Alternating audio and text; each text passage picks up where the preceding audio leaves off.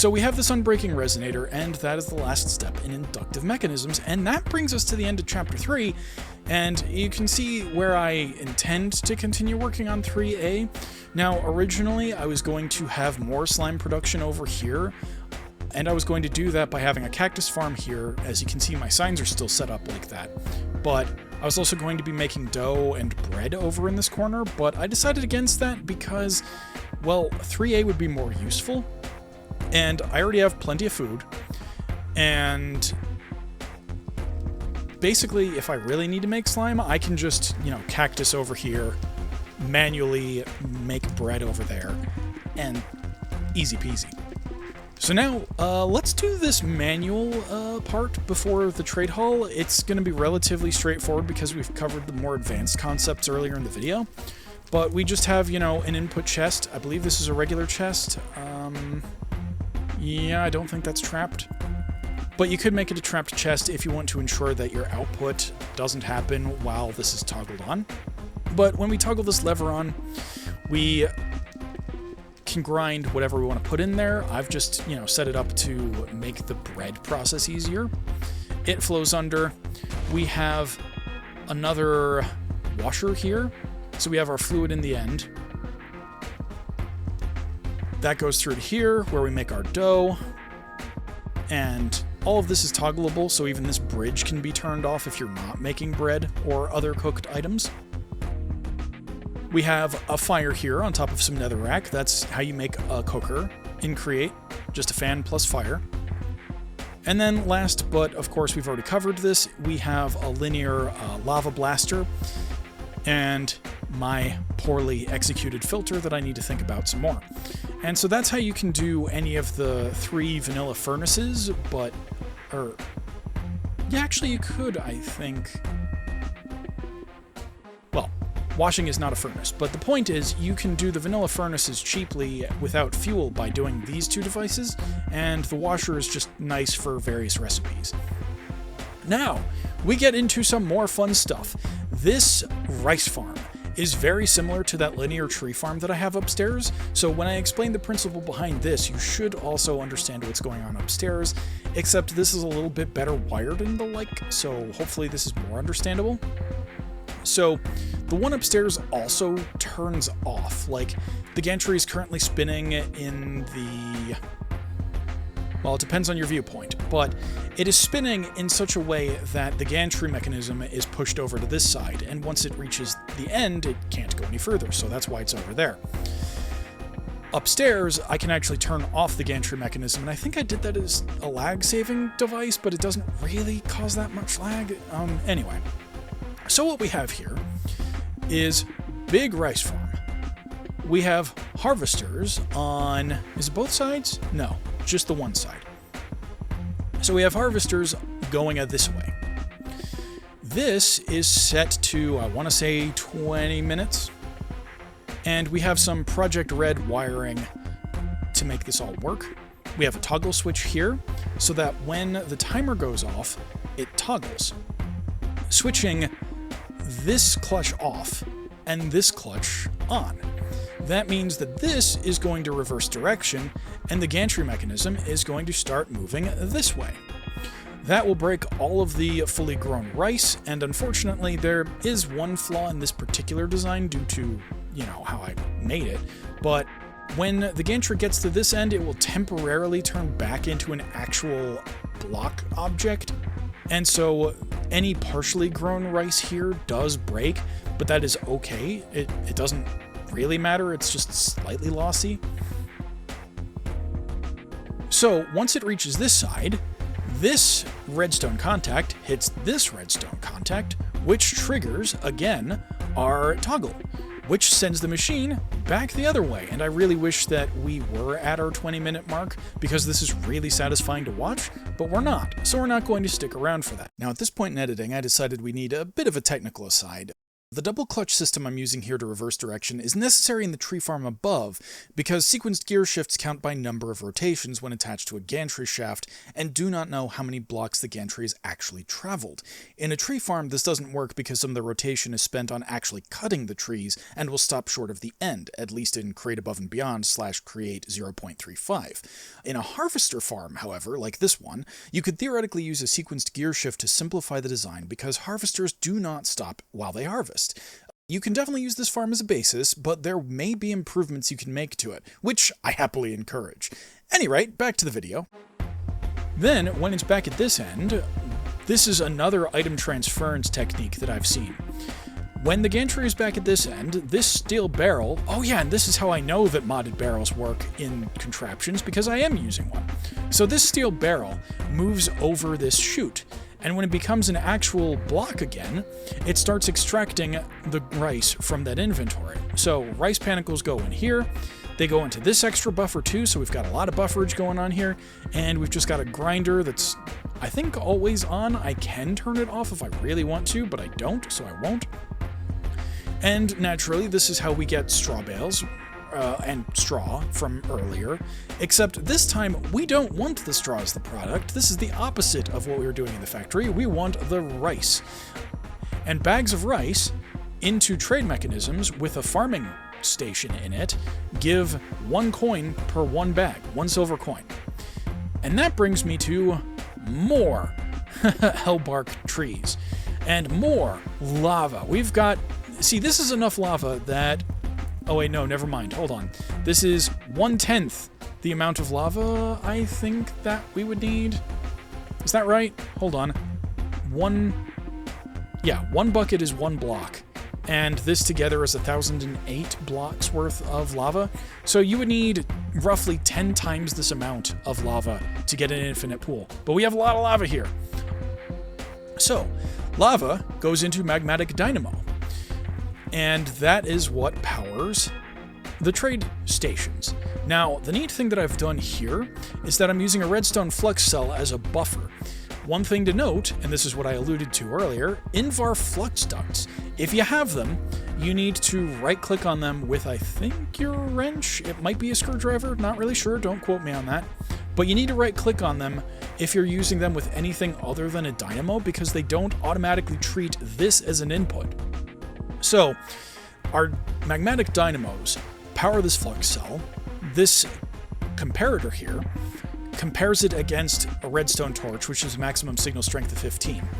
And in subtraction mode, or actually I'm not sure if it's subtraction mode or either mode, but I think this is either mode. The back is currently powered because this is full and this is 15. So we're triggering this redstone link, which disables our magmatic dynamos. And we're doing that, again, to just save magma, save power. But, naturally, when these trade stations use power, they will take it out of here, so that when we're not full, we just turn dynamos back on and we get more energy. Hooray.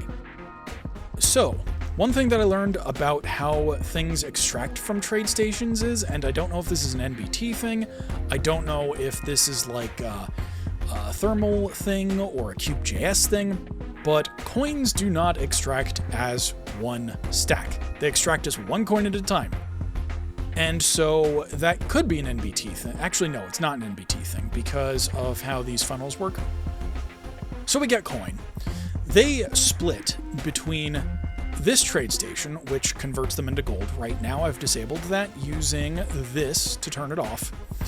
And so basically, if I were looking for gold, I could just flick that lever and 64 silver equals 1 gold. And eventually I'll turn that back on, but right now I'm doing some stockpiling.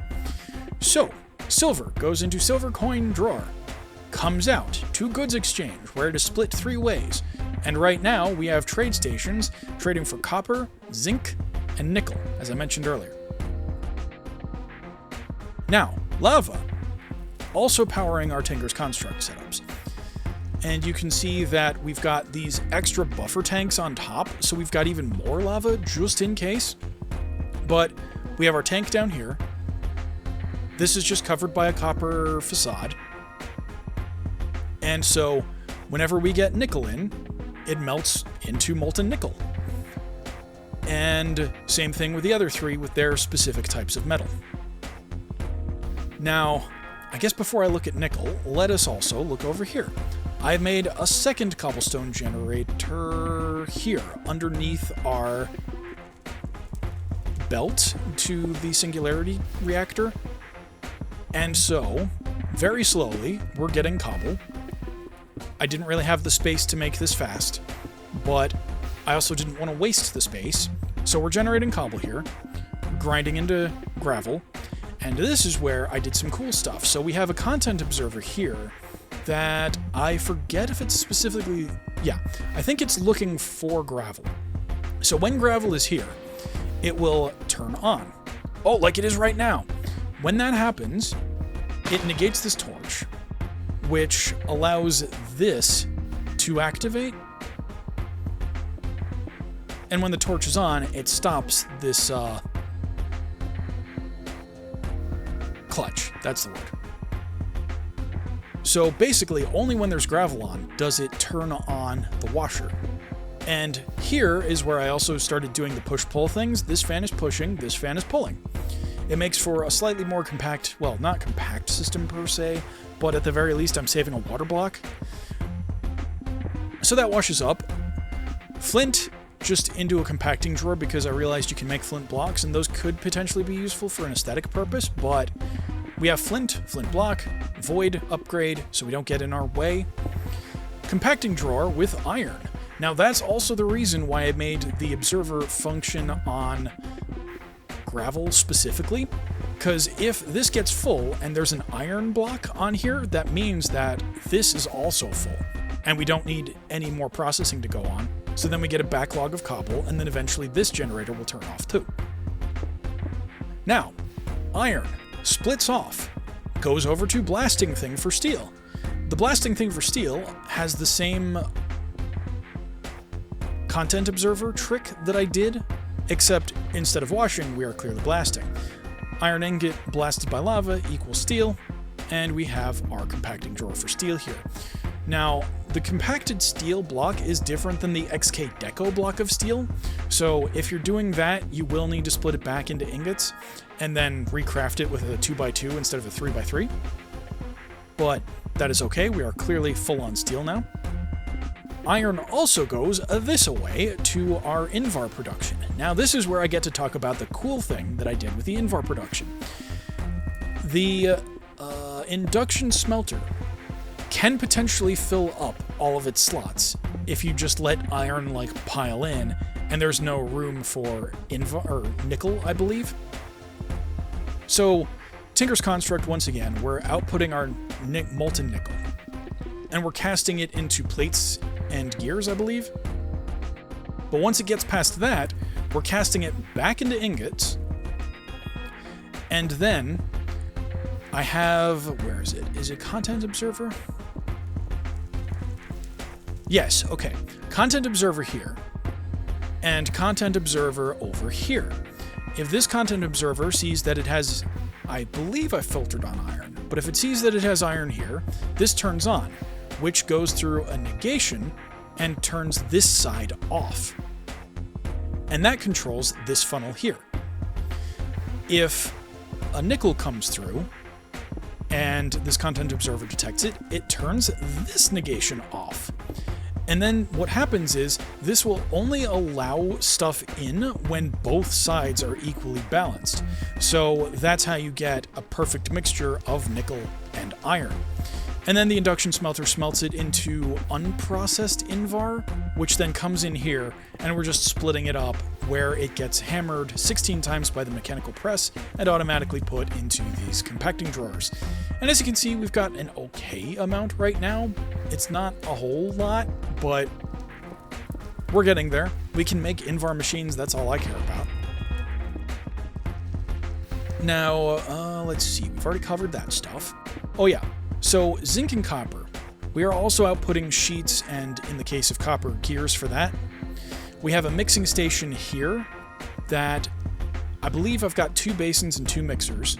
And as long as they both have zinc and copper in them, Then they will mix into brass and then get pumped up into here and then into a compacting drawer and also brass sheets. So this is my infinite brass right now, and I think with that covers everything in this video.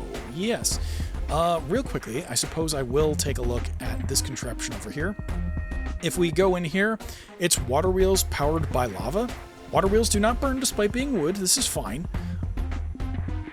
The other thing is, lava in Overworld I think is a little bit slower, so I think this wheel might be slower than 16 RPM. I have supplemented that slightly by having these fans in the active power mode. This is something that you can only do in this version of Create. I think they removed the generative capabilities of fans. But if you put a fan above a heat source and put a redstone block next to it, it will add power to the system instead of remove it. So this is in fact running at, I want to say 16 RPM, the whole network, as it were. Let's talk about how these sequences work. Now, these are sequenced gear shifts. They're all hooked up to individual redstone links. They all are also using the numbers, which I don't have yet, but I learned that if you make these in creative mode, your signals get carried over, even if you don't have the item that you used in the frequency list. So I just made the frequencies using the number logic blocks or whatever that we have later in Create, despite not having them, because it helped keep the order correct, the sequence in mind. And so we've got the 0 series over here, controlling pistons 0 through 3. And we also have the 1 series over here, controlling pistons 0 through 3 on this side. And when I toggle on the lever back here, this gets released, which causes a single pulse through the negation, which turns the engine on and also triggers the first in the sequence here. So then this piston will go up, hit the redstone contact, and power the next redstone link. So that's how I'm handling the sequencing. Because an individual sequenced gear shaft can only do, or gear shift, sorry, can only have like 4 commands or something like that, so you can't really program in, wait, a specific something or other. Anyway, I just thought this was more interesting and also simulated spark plugs just a little bit more, because you are connecting this piston up to this contact and, transmitting power more or less.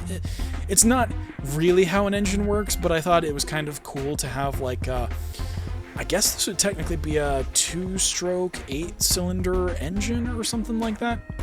And then just out the back, we have a shaft going through all of this and another clutch here to just power these the wheels here. And you can see that we're just using some...